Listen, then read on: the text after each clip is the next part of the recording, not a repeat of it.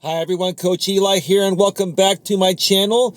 Please, while you're here, consider subscribing and then banging that bell, and then make sure you select all notifications. Also, make sure you go below in the description and subscribe to my secondary channel, Coach Eli, 2 authentic live streams, the most positive place on the internet, where I do occasional live streams there on similar topics I discuss here. I talk about business and personal success tips, relationship tips, etc. So make sure you subscribe, bang the bell, and select all notifications to both channels, and that way you won't miss a single thing. I'm here to help each and every one of you get the best possible grips on your lives, so that way you can accomplish whatever it is that your hearts desire.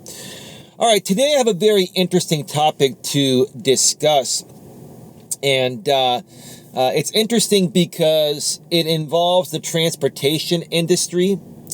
The transportation industry has always been known as the trucking industry or the long haul industry, but now we have DoorDash, Uber Eats, Grubhub. We have food delivery services, or just convenience delivery services, which also now include grocery store delivery and other types of delivery, where independent contractors like me take your order and deliver it to you. And I'm getting an order here. I may have to take this Chipotle, 3 miles, $7.25. I'm going to actually take this, even though it's a little less than $3 a mile. It's like $2 a mile. I'm going to take this, and I will be back to continue. All right, just got back from my delivery. Easy, $7.25, 2 miles. Not bad. It was quick and easy. So let's get right back to it here. So, today I'm comparing, long-haul driving, such as truck drivers, and comparing it to, food delivery service drivers or convenience service drivers. Let's call us that, right? DoorDash drivers, Uber Eats drivers, Grubhub drivers, etc., right? And there is a major, major difference. The first thing I want to say is that every market is different. When you're doing these convenience, drive jobs, let's just call them that, instead of the Uber Eats drivers and DoorDash drivers, okay? When comparing it to long haul driving or truck driving, right? Okay? So every market is different, and every area or every demographic has a different cost of living. I just so happen to live in one of the most expensive areas on the planet. So I have to take that into consideration along with everything else. So, for example, somebody living, let's say in Louisiana, like New Orleans or something, compared to, the San Francisco Bay Area and San Francisco, right? Okay. There's a huge difference there. They could, in New Orleans, Louisiana, they could probably do $1.50 a mile and be profitable. For me, I need $2.50 to $3 a mile to be profitable because of the higher cost of living. The cost of living here where I live is 2 to 3 times greater than most other areas. So you have to look at it from that standpoint, right? But when you compare, what is the difference between long-haul driving and driving for Uber Eats or, DoorDash, Grubhub, etc., right? Okay? When you're doing truck driving is primarily done on the freeway, okay? And as we all know, regardless of whatever vehicle we drive, whether it's a big truck, semi-truck, or a big SUV, or a mid-size Honda Accord like I drive, or even a fuel-efficient car, for most cars, when you're on the freeway, you're going to get the best gas mileage for that vehicle. Now, some vehicles get better gas mileage on the freeway than others, but typically, vehicles get better gas mileage on the freeway. Why? Because you're doing consistent driving without stopping at stop signs, without stopping at lights, right? And, if you're going up and down hills on the freeway, you're constantly moving. If you're going up and down hills and stopping at lights and stop signs in the city, you're getting worse gas mileage. So long haul truck drivers, let's say they're on a 500-mile, haul, right? They pick up, let's say they pick up a trailer full of apples or oranges or whatever, right? Okay. And that load's going 500 miles. I would assume that about at least 450 to 480 of those 500 miles are going to be on the highway. So that's going to be the most fuel efficient, right, for that truck. It's going to be the least amount of wear and tear. You're not going to have to use your brakes really as much, right, etc., right? Okay. Now, for us DoorDash drivers and Uber Eats drivers, okay, most of our business is done within the city where we're at, right? We very rarely get on the highway. Sometimes we'll get on the highway if it's warranted to go, on the highway. But for the most part, doing what I do is going to be more city driving, right? Which is going to be less fuel efficient, right? Now, some people may think that, just because a car suggested, miles per gallon in the city is a certain amount, that's what you're getting. No, you're typically not getting that. So I have a Honda Accord. I have a 2017 Honda Accord. Now, Honda says it gets on average 35 miles per gallon on the freeway and 27 in the city, right? Well, on the highway, I typically get about anywhere from 32 to 40 miles per gallon, on average 35, 36 miles per gallon. That's great, right? But while I'm driving DoorDash and Uber Eats and driving in the city and going up and down hills and stopping at multiple stop signs and multiple stoplights and all of that, I'm literally getting around anywhere from 14 to 17 miles per gallon. On average, I'm getting 15 miles per gallon while I DoorDash because I'm mainly in the city. Okay? Now, yes, my car is fuel efficient, but unless your car is a hybrid or electric, right?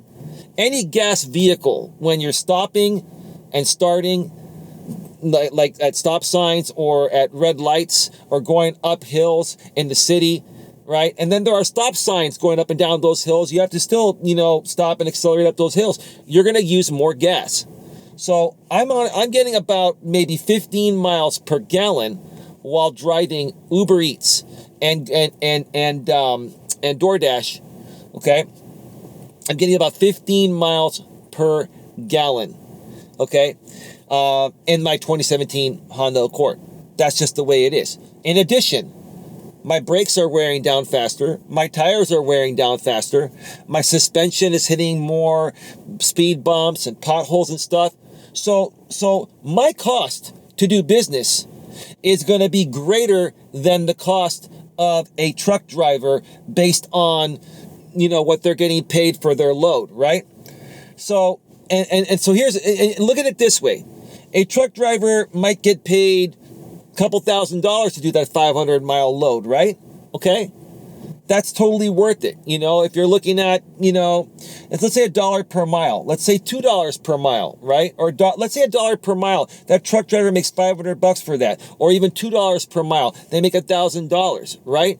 Okay, that's a good amount of income. Us delivery drivers, we're not making that big chunk of money in one shot. We are doing multiple orders to different areas within city driving, and we very rarely get on the highway.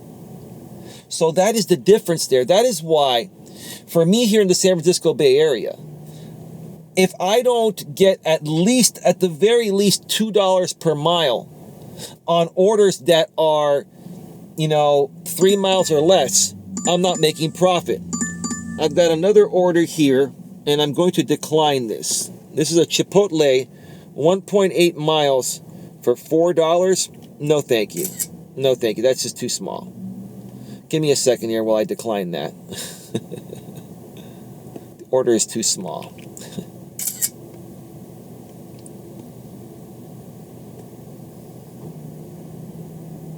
All right, come on. There we go. Yeah. Just not gonna take that. So again, if the order is 3 miles or less, I need at least $2 per mile, because remember, like I've said before in other videos, it's not only 2 miles total. It's 2 miles there and 2 miles back, right? Okay. Now on orders that are greater than 3 miles, I don't take them unless they're $3+ per mile, because then I have a longer return coming back. Okay. And so you have to also understand, for us DoorDash drivers, we are taking our meals into residential areas where there are no restaurants there. Or when I go up in the hills to deliver those, to those people up in the hills, there's no restaurant or any supermarket or anything that I can deliver for miles. So there's nothing to take on the return back, right? And even though here in California I have guaranteed pay, 120% of minimum wage, it's only during active time. From the moment I pick up from the restaurant to the moment I drop it to the customer. On my return run, I'm not getting paid part of that guarantee, or I'm not getting paid that guaranteed pay. Okay. I'm also not getting anything on no food on the way back. I'm not getting anything to bring on the way back to make money. So in essence, the mileage I'm driving back is all out of my pocket. Now, DoorDash and Uber Eats, they do pay 30 cents per mile while on active delivery on top of the guaranteed pay, but that's not on the way back. So you have to take that into consideration when you're driving. When you're a truck driver, okay, you're going to go and drop off a load, and then you're going to pick up a load more than likely around the area of where you're at. You may have to go a little bit out of your way, maybe 50, 100 miles, but it's totally worth it, because especially if you're heading back, if that load's going back to the area where you want to go to, back to home, that's totally worth it, right? And that's the way the trucking industry works differently in that way, okay? And there's more opportunity to have a return load than there is with DoorDash or Uber Eats. So that's what you have to take into consideration. That's the difference between long haul driving, like a truck driving job, and an Uber Eats delivery driver, a DoorDash delivery driver, etc. That is the difference there. So choose your orders wisely, because here's the thing: if you're taking orders that are less than a certain amount per mile based on the area you live and the cost of living of where you're at, yeah, you might have some extra disposable money, in your bank temporarily, but that doesn't mean you made profit. At some point, going those extra miles for less money, put more wear and tear on your car. Now you need new brakes, you need new tires, maybe your transmission needs a servicing or whatever, you need new spark plugs, whatever, and you don't have enough money to pay for it, right? You got to take all of that into consideration. Your car takes a severe beating when you do DoorDash deliveries and Uber Eats deliveries. So you got to basically take all that into consideration and try to baby your car as much as possible, and also plan for those repairs. And part of planning for those repairs is not taking orders that are not going to be profitable for you now and in the future. So I hope that makes sense. If you have any other questions, comments, or concerns, please get them down below in the comments section. Hope you're having a great day. This video is being recorded on Friday. It's Friday. Yeah, it's Friday, February 17th, 2023. It'll be released on Saturday, February. This video is being released on Saturday, February 18th. I got it. I'm sorry, I'm all over the place here. I've got a lot on my mind. My mind's racing. I'm in a very good mood.